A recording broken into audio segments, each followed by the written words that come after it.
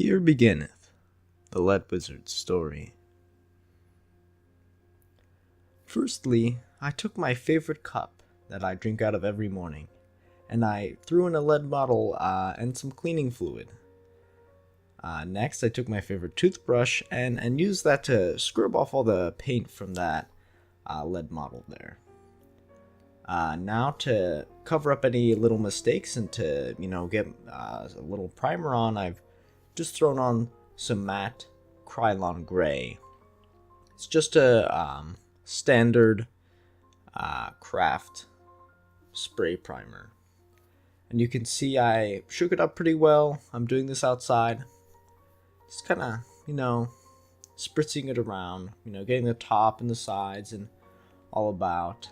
I would recommend using white, just get a little bit of highlight to the top, but I didn't have it at the time.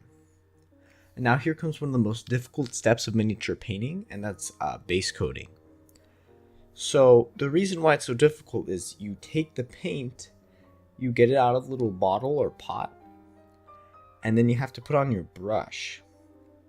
But then you have to put it on the miniature. And then when you've used the paint on your brush, you have to get more paint and then put it on the miniature again. And you have to keep doing that until you get the color wherever you want on the miniature. It was quite an arduous task. I mean, some of the textures were a little bit similar, so picking those out quite stressful. I didn't know if I was going to be painting the smoke or the robes, and if I got any green where the red would be, I knew it would be an absolute disaster. Because yes, I could, do the smoke and then cover it up, but I want it to be so neat that you could have just, sold it as it was. That just simple green robe base coat. Though I'm using a lighter green, it's called Vallejo German Camo. It will get a bit darker because you have that gray undercoat.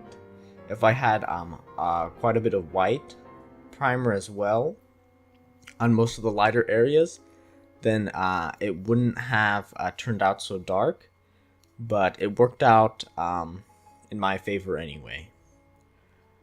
Next, I used some 2-part epoxy, and with that, I just stuck the lead rim that kind of circled the miniature itself into the epoxy, and then put it on a 25mm base, and just took an X-Acto knife and just roughly stuck a bit of texture to it. And so you can see as I'm painting in the brown, the texture is coming out a little bit, and it looks fairly good. It blends in pretty well with the lead part of the miniature, which was my intention. Because if you just have, a blob of glue and you just stuck it on there, and then you have the rim of the lead, and then you have the flat base texture, paint that down, it's going to look terrible. And one thing I don't like is my miniatures looking terrible. Now, I'm just taking a little bit of that brown in this step. I'm just dabbing it onto the edge of the cloak to give it a little bit of, kind of age to it, and it's give it that well-traveled feeling. It's not rolling through the mud like some brawler, but it is kind of sweeping against the ground. And now here you can see I'm doing the red as I mentioned. So I like the idea of having the green cloak and then the red smoke kind of swirling around it, because the colors do complement each other, and I feel like red smoke, something kind of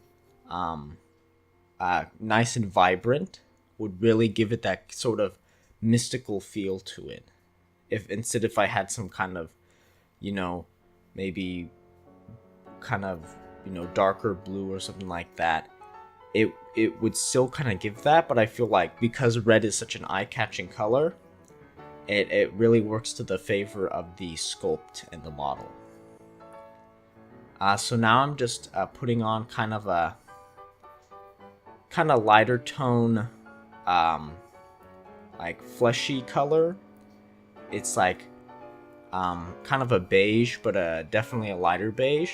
I'm just putting that on the skull. It's not going to be especially strong, so that's why I did another coat under it. Well, on top of it. I don't know how I could paint a coat and somehow slip paint under it. That would be a cool trick. I would like to see that. Someone could do that one day. But I just, you can see the color's not showing up too well, so I'll just do another coat there. In terms of getting it on the face actually took the color pretty well compared to the skull. I don't think I thinned it down as much, and also just the shape of it, the skull, because of how round it was, it kind of like, the paint kind of like dissipated a little bit. While with the face, it kind of could collect in all the different points, and even like on the nose, which is quite sharp, which was a really nice touch. It still, held its ground, which is good, because you do not want your paint running away from you. That is a quite frustrating thing to deal with. Remember, try and find paint with good morale. That's just my opinion. Now, I just, touched on the hands a little bit. I had to be careful on that one, especially because of the fact it was kind of tucked in between the robe and the smoke, just a little bit. So, keep a watch out for that. And then I'm just doing this hand. That wasn't as difficult, just because, it's as it's holding against the skull, it kind of juts out a little bit, and it's a pretty easy piece to paint. Now for the pot, I just used a regular metallic. I didn't go too fancy on it, just because the smoke and the robe are definitely the stars of the show. And so if I did like a super bright, super exaggerated look on the pot, it would have kind of drawn too much attention from it. So it's just like, it's kind of like we'll give it a little bit of a shine. And so you can kind of say like, oh yeah, the pot's painted, it doesn't look too bad, but really the focus is on this awesome smoke swirling around the model. Now we come to the wash, right? And you're not cleaning the miniature, you're actually dirtying it up, which is quite ironic. So with this, I'm darkening around the base, and I'm going to do the cloak as well. This is just like a dark tone, like a army paint, a strong tone, or a Nuln Oil. And what this is going to do is going to sink into the cracks and all the crevices I made in the texture, and it's going to make it really, really nice. If I only highlighted the texture, which I really didn't need to do, because of I wanted it to be kind of like a night scene, so it shouldn't have many highlights. You can see like the texture's really showing through, and it really works on the robes as well, as it kind of sinks in to the crevices, leaves the folds, tops of the folds a little alone. And now here you can see I'm continuing to work on the skull. I've used an even brighter coat. This is it's a little far from off-white to call it an off-white, but it's still a pretty bright color. Later on I'm going to darken it down because it just felt too flat and too unrealistic with the colors I had at the moment, but you'll see that later. Now here I'm just using this fat old brush to highlight the face, and all I'm simply doing is just kind of hitting the cheeks, the nose, and the brow. One thing I didn't show you guys, but it's pretty straightforward, is you just take like a deep brown and you kind of just brush it onto the beard there. And later on you should not forget to do the eyebrows. I just left it off because that would just be one of the final steps before doing the final after doing the final highlights, just so they don't get in the way. And then, of course, I'm also touching up on the hands. The left one is obviously going to be brighter since the right's kind of tucked away. And I want the moon kind of shining down, so it's going to be hitting the top of the skull and the hand pretty well. So now you can see I'm going out of shot a little bit, makes it very clear. Now here I'm using like a kind of a light flesh wash. This is the point where I knew I messed up, because the skull just wasn't showing that definition I wanted, and the flesh wash just really accentuated the weakness of the colors that I'd chosen. The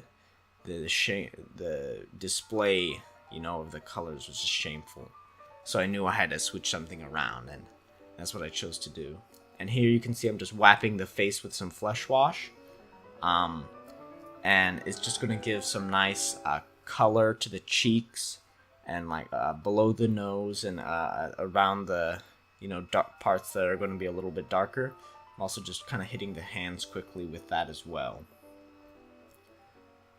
And you can see I'm kind of just trying to do my best to control it, make sure it's not going to just pool in weird spots, because you really wouldn't want that.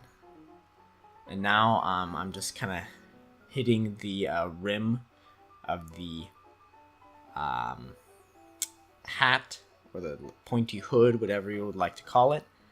And I'm also hitting the chest. And as you can see, it's starting to look like the pot is kind of issuing light.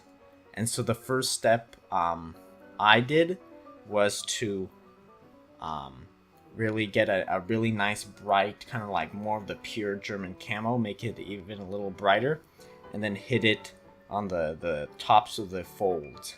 But the issue was I made it too thin, so it went too deep, but of course I didn't go too deep that I couldn't get out of there. And so of course I kind of just cleaned it out, and then I did not as wet of a coat, and to just kind of hit the tops of the folds mostly. And so that made it much better to see. Now here you can see I did some work on the skull. Basically I just smacked some brown on it, and it kind of sunk down and made a really nice look. But I didn't film that, which is not good, because I honestly don't remember how I did it now. But I'll try not to do that again.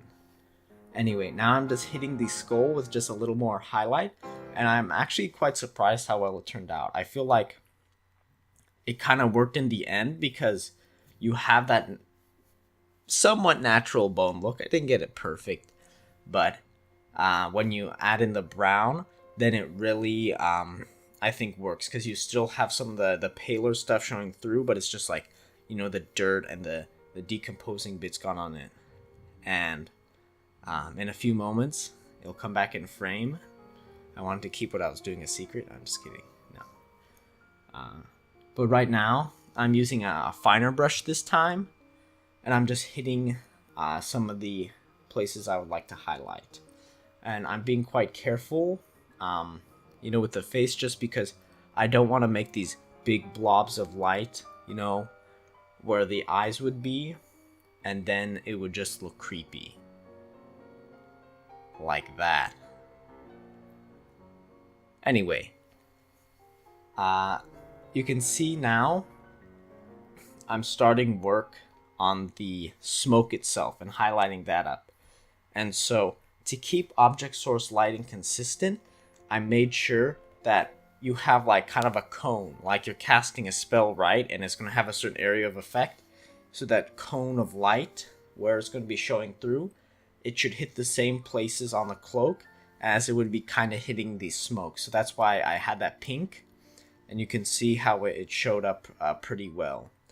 But now on the opposite side, I'm using a lighter gray.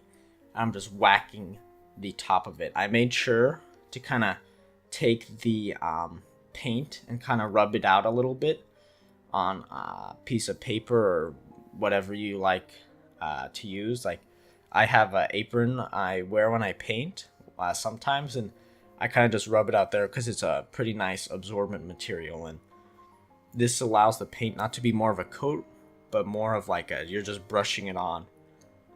I'm being careful not to actually hit the cloak, since that would be a bit out of the ordinary if there's just weird gray splotches, since we didn't see any of that in the base at all. So it's a good idea just to keep the paints where you want them to be. Sometimes it's okay to do little accidents because it does make it a little more random and interesting. Like maybe getting a little more brown splotches somewhere on the cloak, just for effect. But really, you want to keep everything under control and kind of, make sure you're putting the paint where you want to. And so you can see, I surprised myself how neat I was, even though I wasn't extremely careful. I kind of got the paint where I wanted it to be, which made me quite happy, because I do not like going back and cleaning things up again and again. So you can see after just, stabbing it a bunch of times with the light gray and now the darker gray, you're starting to see this kind of cool smoke effect coming through. I honestly had no idea what I was doing. So this is kind of a story of, you watch a few videos where you're like, objects are sliding and smoke. That sounds pretty cool. And you can see, just by playing around and making sure I didn't just hammer the paintbrush until, the miniature's just a mess. You gotta see something that in the end I was quite happy with. For the base, I wouldn't really talk too much on it. I basically, because of how little room there was, I just sprinkled a little bit of grass around it. I'm using like foam flock now, pretty fine stuff, rather than like these weird kind of chunky grass pieces. I'm not really a fan of them, or at least I've not figured out exactly how to make them look that great. But you can see I just started adding coats until finally I got like a nice brown on the pouch, and there you have it. It turned out better than I thought. It did not look like that, and in the end, it's not bad.